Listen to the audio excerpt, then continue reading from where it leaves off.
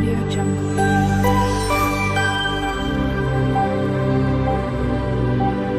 Audio Jungle. Hello everyone, જય શ્રી કૃષ્ણ. મારી ચેનલમાં તમારું સ્વાગત છે.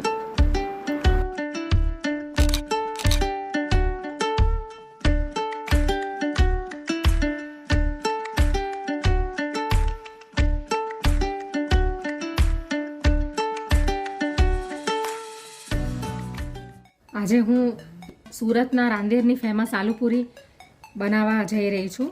તો એના માટે મેં આ સફેદ વટાણા 250 ગ્રામ જેટલા લઈ લીધા છે. એને મેં ગઈકાલે રાતે પલાળી દીધા હતા, તો સરસ પલળી ગયા છે. હવે એને બોઇલ કરવા માટે મૂકી દઈશું.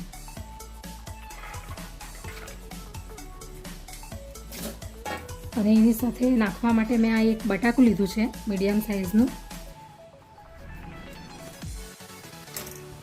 આ 1 ગ્લાસ પાણી અંદર નાખી દઈશ.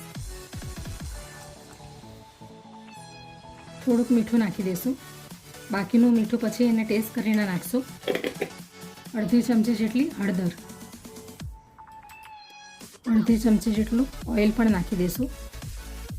હવે કુકરને ગેસ પર મૂકી દીધું છે, તો આપણે 6-7 સીટી એની વગાડી લઈશું મીડિયમ ફ્લેમ પર.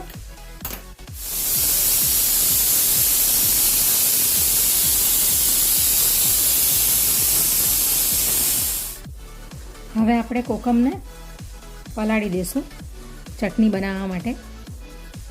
આનો ઉપયોગ આપણે પછી કરીશું. તો હવે 6-7 સીટી આવી ગઈ છે, તો આપણે જોઈ લઈએ કે વટાણાના બટાકા ચડી ગયા છે કે નહીં.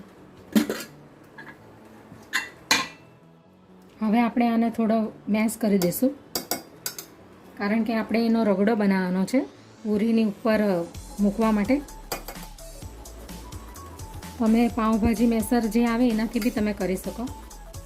બહુ એકદમ ઝીણો એને મેશ નથી કરવાનો, થોડોક આવો આખો ભાગો રવા દેવાનો, એટલે સરસ લાગે. આ પૂરીની ઉપર આપણે એને જ્યારે સર્વ કરીએ ત્યારે એકદમ રગડા જેવું નથી કરવાનું. તો આ રીતનું મેશ કરી લેવાનું છે આખા ભાગું. હવે આપણે ગેસ પર કઢાઈ મૂકી દઈશું એનો રગડો તૈયાર કરવા માટે. તો એમાં હું 1 મોટી ચમચી જેટલું ઓઇલ નાખીશ. 1 ચમચી જીરું નાખીશ. જીરુંને આપણે ફૂટવા દઈશું. જીરું હવે તતડી ગયું છે, તો હવે અંદર હિંગ નાખી દઈશું. આદુ મરચાંની પેસ્ટ છે,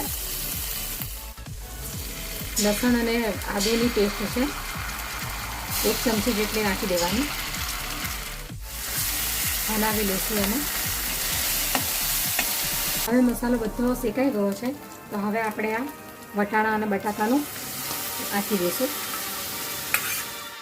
થોડુંક અંદર 1 કપ જેટલું પાણી પણ મેં અંદર નાખી દીધું છે. હવે આપણે એને બાફતી વખતે થોડુંક જ મીઠું નાખેલું હતું, એટલે હવે સ્વાદ પ્રમાણે મીઠું નાખી દઈશું. તમે ચાખીને નાખજો, ટેસ્ટ કરીને. 1 ચમચી જેટલું ધાણા જીરું પણ અંદર નાખી દઈશું. અને હળદર મને થોડી ઓછી લાગે છે, એટલે થોડીક આટલી 5 ચમચી જેટલી હળદર પણ નાખી દઈશ. એને બહુ જાડું બી નથી રાખવાનું અને પાતળું પણ નથી રાખવાનું. આપણે જ્યારે પૂરીની ઉપર આપણે સર્વ કરીએ ત્યારે આમ ફેલાઈ ન જવું જોઈએ, એવું થોડું ઘટ રાખવું પડશે. 2-3 મિનિટ સુધી એને ચડવા દઈશું, પછી ગેસ બંધ કરી દઈશ. અંદર થોડાક આપણે ધાણા નાખી દઈશું, લીલા ધાણા. હવે આલુ પૂરીને વધારે ટેસ્ટી બનાવવા માટે એની અંદર હું અડધી ચમચી જેટલી શેઝવાન ચટણી નાખી દઈશ. કોઈ નાખે છે, કોઈ નથી નાખતું, પણ અગર નાખશો તો વધુ ટેસ્ટી બનશે. તો આ રીતનું ગ્રેવી બનાવી લેવાની છે વટાણા બટાકાની. આ હજી ઠંડી થશે એટલે થોડીક હજી ગાઢી થશે, એટલે બસ હવે હું ગેસ બંધ કરી દઉં છું. અને હવે પૂરીનો ડો તૈયાર કરી લઈએ. તો એના માટે મેં આ એક 150 ગ્રામ જેટલો મેંદાનો લોટ લીધો છે. એની અંદર હું ટેસ્ટ અકોર્ડિંગ મીઠું નાખીશ. 1 મોટી ચમચી જેટલું ઓઇલ નાખીશ અંદર. હવે એને બરાબર મિક્સ કરી લેશું આપણે. અને થોડું થોડું પાણી નાખીને આપણે એનો ડો તૈયાર કરશું. આલુ પૂરી બનાવવા જઈ રહી છું, એટલે એમાં આપણે ધ્યાન નથી રાખવાનું કે કેટલો કડક લોટ બાંધ્યો છે કે નરમ બાંધ્યો છે. જેવો આપણે રોટલીનો બાંધીએ એ રીતનો બાંધી લેવાનો. તો આ રીતનો ડો તૈયાર કરી લેવાનો છે. હવે એની પર હું થોડુંક તેલ નાખી દઈશ. હવે 5 મિનિટ માટે એને હું રેસ્ટ કરવા દઈશ. હવે આપણે લીલી ચટણી, ગ્રીન ચટણી તૈયાર કરી લઈશું. હવે એની અંદર હું મરચાં, આદુ, લસણ એવું નહીં નાખીશ, પણ આ પેસ્ટ છે એ નાખી દઈશ.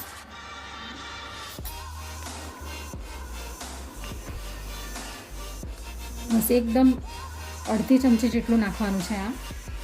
આ પ્રમાણે મીઠું, થોડું પાણી નાખી દઈશ. હવે આપણે એને મિક્સીમાં ગ્રાઇન્ડ કરી લઈશું. તો હવે આપણી ચટણી બી તૈયાર છે, ગ્રીન ચટણી.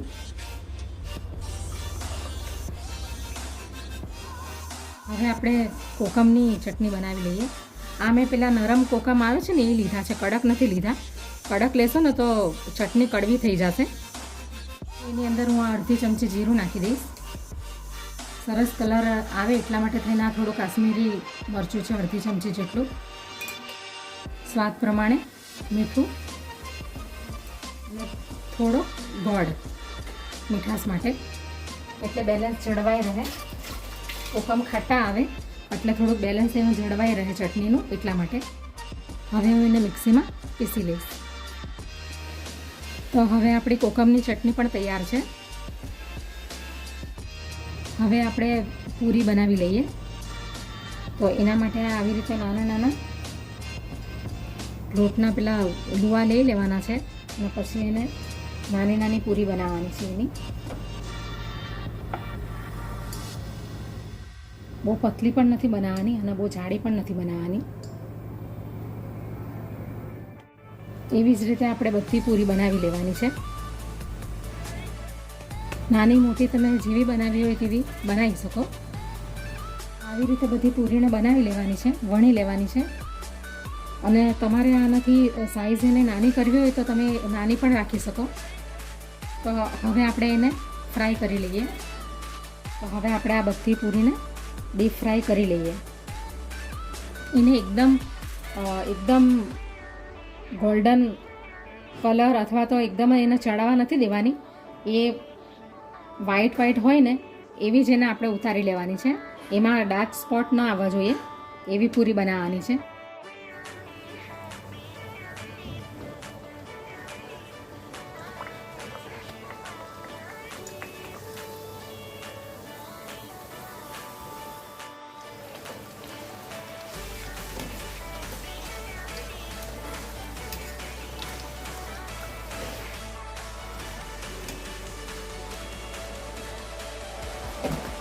આ રીતની તળી નાખવાની છે બધી.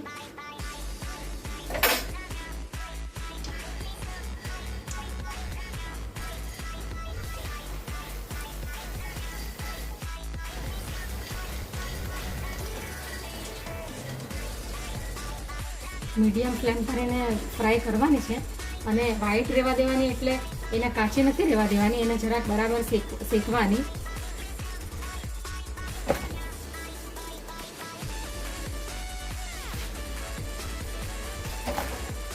હવે જે પૂરી ફૂલાઈ હોય તો એના માટે શું કરવાનું છે કે આ બધી પૂરીને આમ એકની ઉપર એક મૂકવાની છે અને એની ઉપર વજન મૂકી દેવાનો છે.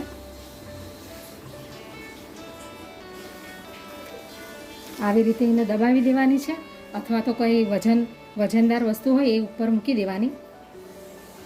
એટલે બે ફાયદા થશે કે તેલ પણ નીકળી જશે અને પૂરી પણ સપાટ થઈ જશે, એટલે ફિલિંગ ભરવામાં આસાની રહેશે.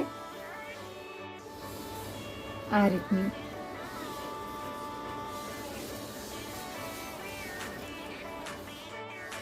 રીતની બધી પૂરીને કરી લેવાની છે.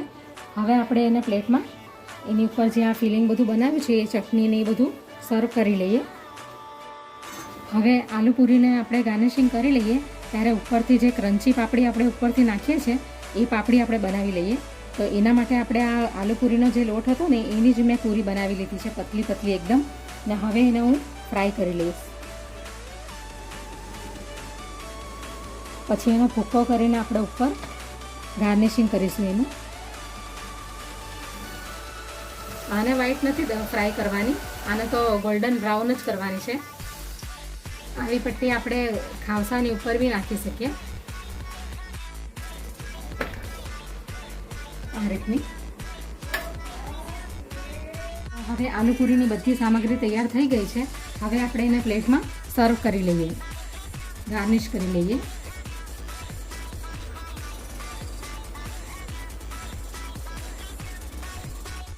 મેં થોડી મોટી જ પૂરી બનાવી લીધી છે. તમારે જે સાઇઝની બનાવવી હોય એ સાઇઝની તમારે બનાવી લેવી. આ જે રગડો મેં બનાવ્યો છે વટાણા અને બટાકાનો તે એની ઉપર નાખી દઈએ.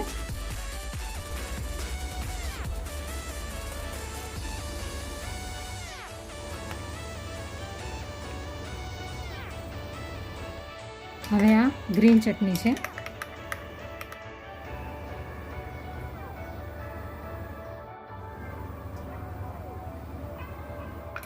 હવે આ કોકમની ખાટી મીઠી ચટણી છે. આ ચટણી વગર તો આલુ પૂરી બનશે જ નહીં, એટલે આ ચટણી તો બનાવવી જ. હવે આ લાંબા કાપેલા કાંદા છે.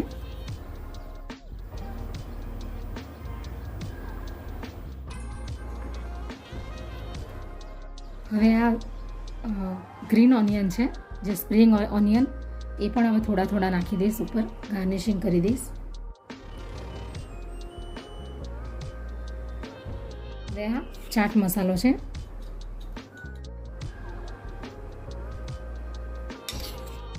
હવે આ પાપડી જે હમણાં બનાવી એને આપણે ભૂક્કો કરી લઈશું. થોડો થોડો ઉપર નાખી દઈશ. આ પાપડીનો ભૂક્કો નાખવાથી આલુ પૂરીમાં ક્રન્ચીનેસ આવશે. હવે આ સેવ નાખી દઈએ. તમે લાલ તીખી સેવ આવે છે એ પણ તમે નાખી શકો અને આ પણ નાખી શકો, જે અવેલેબલ હોય એ નાખી દેવું. તો તૈયાર છે આપણી સુરતના રાંદેરની ફેમસ આલુ પૂરી. તો તમને સારી લાગે તો તમે પણ ઘરે બનાવજો.